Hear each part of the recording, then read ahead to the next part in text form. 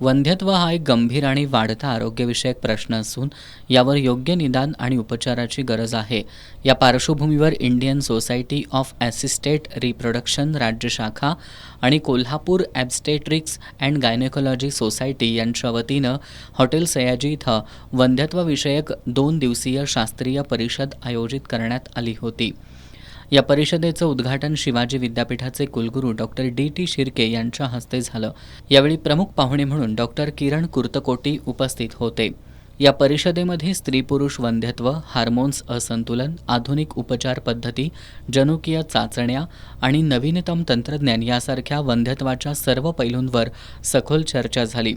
नवीन वैज्ञानिक उपचार पद्धती, कमीत कमी औषधाचा उपयोग करून करण्यात येत असलेली उपचार पद्धती, राज्यभरातील आणि देशपातळीवरील प्रसिद्ध स्त्रीरोगतज्ञ, इम्ब्रोलॉजिस्ट, यूरोलॉजिस्ट, अँड्रोलॉजिस्ट आणि या क्षेत्रातील अग्रणी संशोधक यांनी परिषदेत मार्गदर्शन केलं.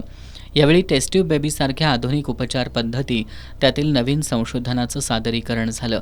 यावेळी कमी होत असलेल्या प्रजनन दरासंदर्भात चिंता व्यक्त करून कुलगुरू डॉक्टर डी.टी. शिर्के यांनी जागतिक स्तरावरील संख्याशास्त्रातील संदर्भ दिले. भविष्यामध्ये शिवाजी विद्यापीठ आणि वैद्यकीय तज्ज्ञ यांच्यामध्ये एक अभ्यासगट तयार करून विविध अडचणींवर संशोधन करता येईल असं मत डॉक्टर शिर्के यांनी व्यक्त केलं. महाराष्ट्र चॅप्टर ऑफ इसारच्या अध्यक्षा डॉक्टर पद्मरेखा जिरगे यांनी आपल्या कार्यकाळामध्ये आयोजित केलेल्या कार्यक्रमांचा आढावा घेतला. यावेळी सर्व परिषदा तसंच नवीन गर्भतज्ञ निर्माण करण्याचा अभ्यासक्रम आणि IVF क्लिनिकमधील नर्सेसना विशेष प्रशिक्षणाची व्यवस्था करण्यात आली होती.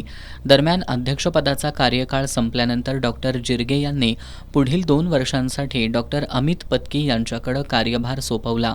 या परिषदेत डॉक्टर जयदीप टंक, नंदिता पालशेतकर, अमित पत्की, केदार गणला, तानाजी पाटील, रणजित किल्लेदार, साधना पटवर्धन, चैतन्य शेंबेकर, सतीश पत्की, मिलिंद पिशवीकर आणि प्रवीण हेंद्रे सहभागी झाले होते.